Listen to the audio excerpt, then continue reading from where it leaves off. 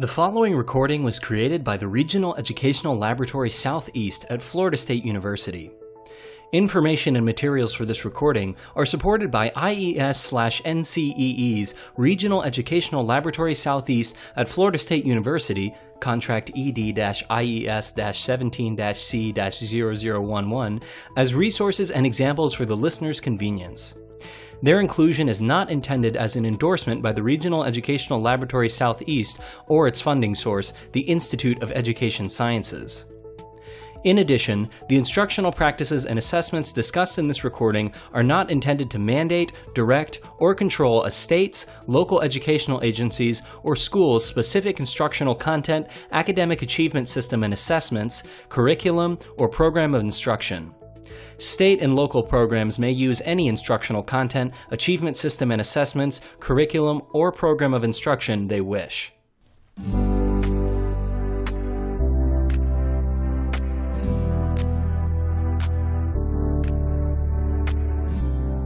My name is Naveed Easton, and I will be leading a 10-minute discussion with Regional Educational Laboratory, or REL, Southeast Director Dr. Barbara Foorman on how to implement effective early literacy interventions.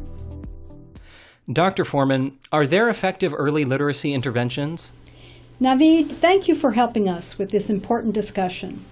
Yes, there are effective early literacy interventions. In fact, the What Works Clearinghouse has a recent practice guide that provides recommendations for instructional practice based on a systematic review of the early literacy intervention research since 2000, the year that the National Reading Panel completed its review.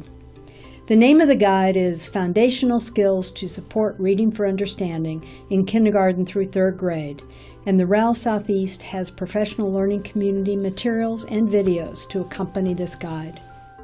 The practice guide and professional learning community materials are available on the IES website. Dr. Foorman, can you talk about your recent early literacy intervention study? Yes, my most recent study was a randomized controlled trial of early literacy interventions in 55 low-performing schools in the South, Central, and North of Florida. This study was funded by the REL Southeast and took place during school years 2013-14 and 2014-15. 27 schools in the first year and 28 in the second year. What kind of literacy interventions did you compare? We compared two Tier 2 pull-out interventions for students in grades K to 2 below the 30th percentile on language and reading measures. One used standalone materials and the other used materials embedded in the existing core reading program. Using embedded materials is appealing because they are aligned with core classroom instruction and do not require the purchase of additional materials. However, embedded materials had no evidence base. Therefore, for the standalone materials, we selected a reading intervention from the What Works Clearinghouse called Sound Partners, with strong evidence ratings in alphabetics, fluency, and comprehension. A vocabulary program called the Bridge of Vocabulary with good clinical evidence, and a syntactic intervention called Language in Motion with good efficacy data. The embedded intervention was the Tier 2 component of HMH Journeys, a widely adopted core reading program in Florida. Both interventions included 30 minutes daily of reading intervention and 15 minutes of language intervention. How did you implement the interventions? The interventions were delivered daily starting in October for 45 minutes for 27 weeks in small groups of 4 students in kindergarten and grade 1 and 5 students in grade 2. There were 794 small groups and 3,468 students total across the 2 years, with about 1/3 of participating students being English learners and over 80% enrolled in the federal lunch program. Interventionists included school district personnel and locally hired people and were trained and supported by REL Southeast staff. Fidelity of implementation was above 80% on average, and attrition was low. Out of 135 days of possible intervention, both standalone and embedded interventions had 92 to 98 days of intervention on average. What were the results? The standalone intervention significantly improved grade 2 spelling outcomes relative to the embedded intervention. but impacts on other student outcomes were similar for the two interventions. On average, students in schools that use the standalone intervention and students in schools that use the embedded intervention showed similar improvement in reading and language outcomes, starting on average below the 10th percentile in reading and ending up approaching the 25th percentile. The two interventions also had similar impacts on reading and language outcomes among English language learner students and non-English learner students, except for some reading outcomes in kindergarten. What were those differential reading outcomes in kindergarten? In kindergarten, English learner students in embedded intervention schools performed better in phonological awareness than did non-English learner students. But non-English learner students in standalone intervention schools performed better in word reading than English learner students. In embedded intervention schools, non-English learner students performed better in word reading in kindergarten than did English learner students, possibly because the embedded intervention was aligned to classroom instruction and included more emphasis on comprehension activities. So what are the policy implications of these results? Both interventions were implemented with fidelity. By training school personnel to administer them, local capacity was built to carry on the intervention after the study ended. Students had gained over 20 percentile points on average in reading and even more in sentence comprehension. But how could impacts be increased? Suggestions are to intervene earlier, for example in pre-K, reduce group size from 4 to 5 students down to 1 to 3 students, and increase scaffolding of comprehension for English learners. The alignment of the Tier 2 intervention with Tier 1 classroom instruction in the embedded intervention was an asset and could be made even more effective if the quality of Tier 1 is also improved. The reading component of the standalone intervention required teachers to remediate individual students, which was difficult to accomplish in a group format. What were the biggest challenges of conducting early literacy intervention at scale? The biggest challenge is the lack of will to solve problems of budget, interventionist, time, and space.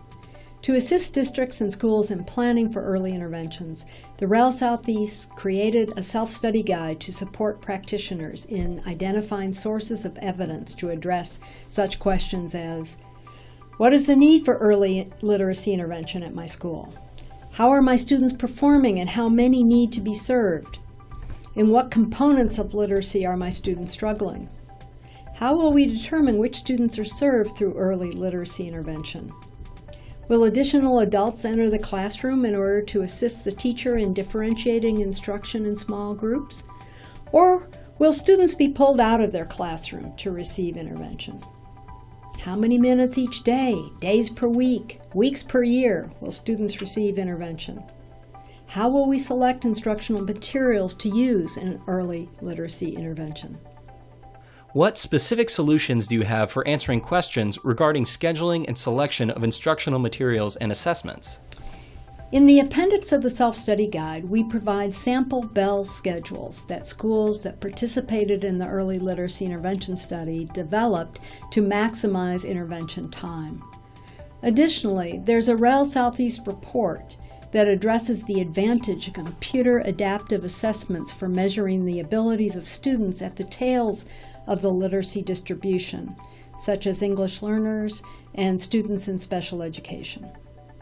Finally, another REL Southeast report presents a rubric for rating the evidence base of K-5 English Language Arts instructional materials using criteria from the Whatworks Clearinghouse Practice Guides on Literacy. I think it is also helpful to hear directly from school administrators. I want to play a couple of clips from school administrators who participated in the early literacy intervention study. These clips reinforce the importance of scheduling and selection of instructional materials and assessments. What we've done recently is to ensure that the main curriculum that we choose does have an intervention piece to it. Therefore, the company itself that we've purchased the curriculum from should be able to provide professional development in those interventions. Also, the coaches and the district reading coach also become pretty fluent in what that intervention looks like. And so they can support their teachers or the instructional assistants, the paraprofessionals that support as well. Timing is of essence as well, because you only have so many hours within a day. Before the beginning of the school year started, we knew we were going to be providing early literacy interventions, and we wanted to make sure that our master schedule coincided with our early literacy intervention to have snippets throughout our day in which we could work with our students. The more students we could work with, the more we're making a difference with our kids. One of the things we also did was this summer, as a group of elementary principals, we also looked at scheduling very similarly, trying to make sure that they blocked the time for intervention, making that a priority, finding where the staff was going to come from so that they could go ahead and tier out students so that it would make it easy to produce those interventions for students quickly. As far as scheduling goes, you have to get the buy-in of your staff, but you have to establish a set time and be very consistent with it. When students are having difficulty with literacy, they need time.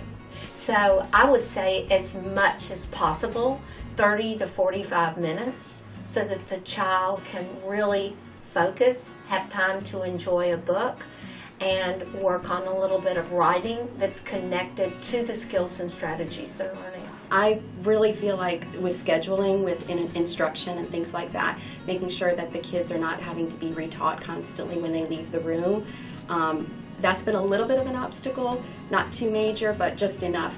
Some of these kids, they get therapies and other things, during the day, and that can be, a little bit of a struggle, but it's just all about scheduling and time frame. Do you have advice for administrators who may not have a strong background in early literacy? The REL Southeast has a school leaders literacy walkthrough tool that helps draw principals' attention to evidence-based practices in K-5 classrooms. Do you have any final advice for practitioners or researchers on how to implement early literacy interventions at scale? Partner with each other. Partner with each other on a research agenda that addresses high-priority needs at the district and school level. Too often, researchers place demands on schools for instructional time and space to answer the researchers' questions without creating buy-in for the project. Partnerships must be mutually beneficial if they are to form, produce changes, be sustained, and be scaled. Thank you, Dr. Foorman.